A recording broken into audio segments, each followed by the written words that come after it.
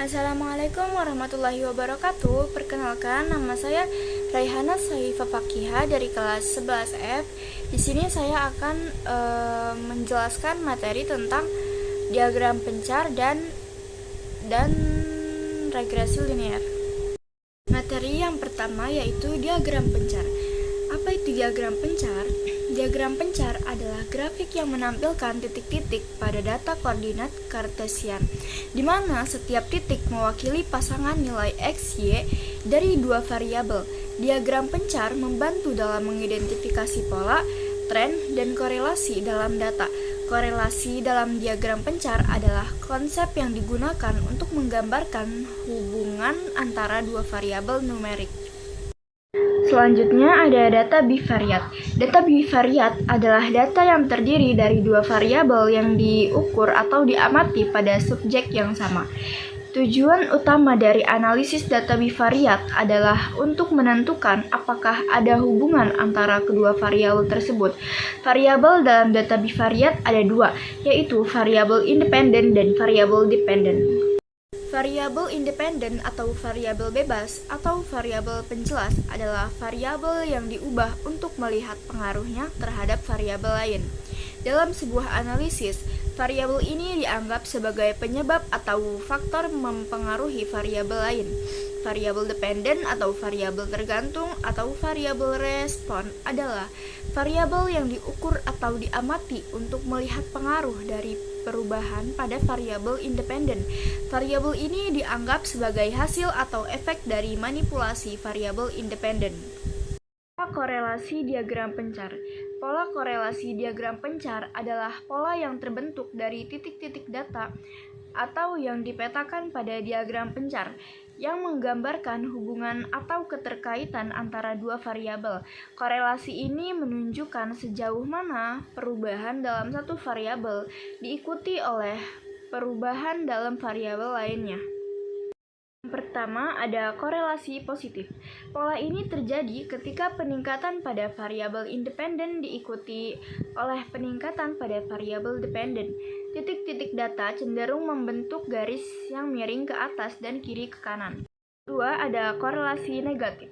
Pola ini terjadi ketika peningkatan pada variabel independen diikuti oleh penurunan pada variabel dependen. Titik-titik data cenderung membentuk garis yang miring ke bawah dari kiri ke kanan. Ketiga, tidak ada korelasi. Pola ini terjadi ketika tidak ada hubungan yang jelas antara variabel independen dan dependen. Titik-titik data tersebar acak di seluruh diagram tanpa pola tertentu. Yang keempat, korelasi nonlinear.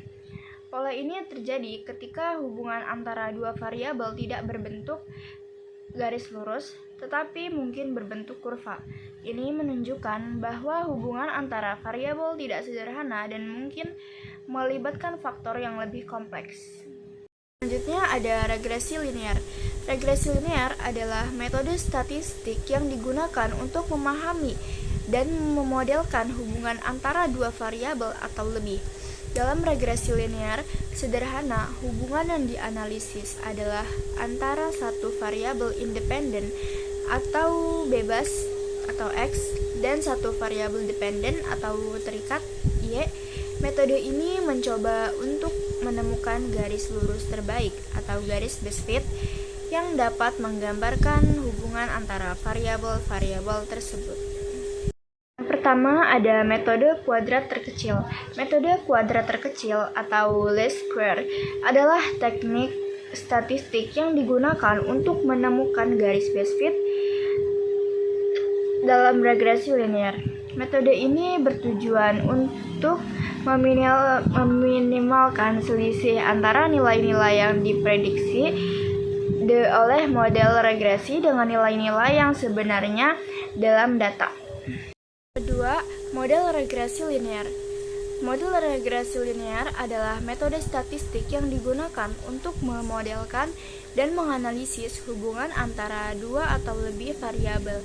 Model ini mencoba untuk menjelaskan bagaimana perubahan pada satu atau lebih variabel bebas mempengaruhi variabel terikat.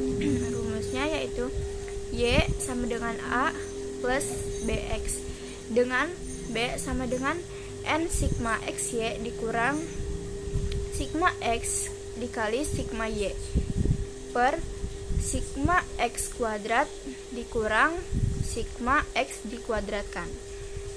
Dan A sigma Y dikurang B sigma X per N.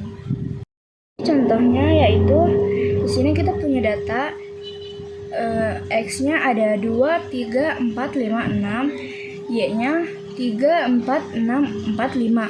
X kuadratnya ini didapatkan dari 2 dikali 2 sama dengan 4.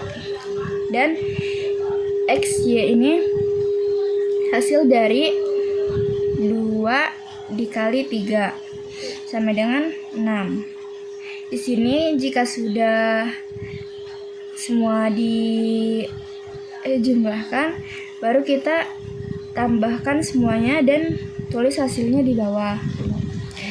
Lalu kita masukkan rumusnya, yaitu B sama dengan N sigma X Y dikurang sigma X dikali sigma Y per N dikali sigma X kuadrat dikurang sigma X dikuadratkan.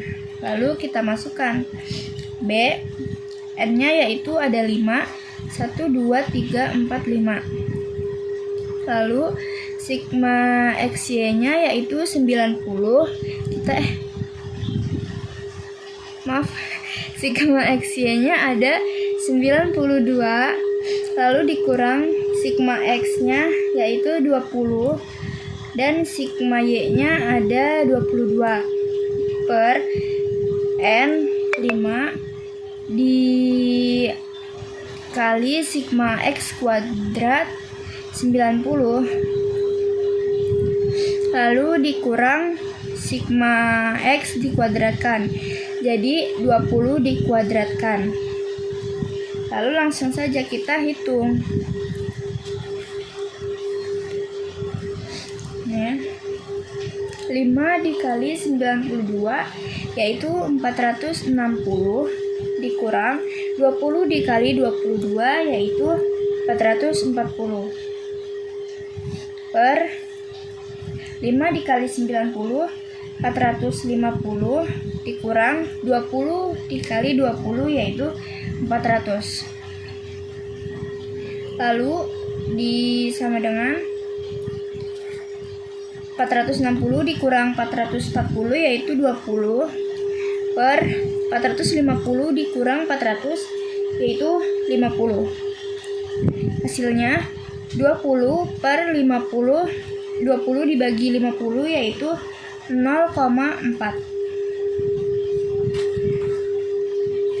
Lalu kita masukkan A-nya. A-nya rumusnya yaitu sigma Y dikurang B sigma X per N.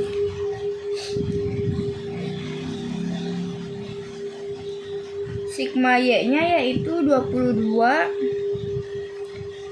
lalu dikurang B-nya yaitu 0,4,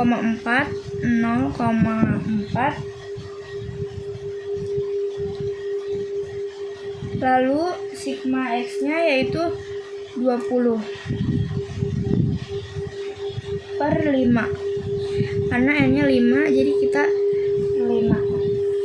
Nah, sama dengan 22 dikurang 0,4 dikali 20 hasilnya adalah 8 per 5. Lalu 22 dikurang 8 hasilnya 14 per 5. Nah, hasilnya itu 2,8. Dengan demikian Y sama dengan A tambah BX sama dengan 2,8 ditambah 0,4X. Jadi model regresi data tersebut adalah Y sama dengan 0,4 4x ditambah 2,8. Sekian video pembelajaran dari saya, kurang lebihnya mohon maaf. Wassalamualaikum warahmatullahi wabarakatuh.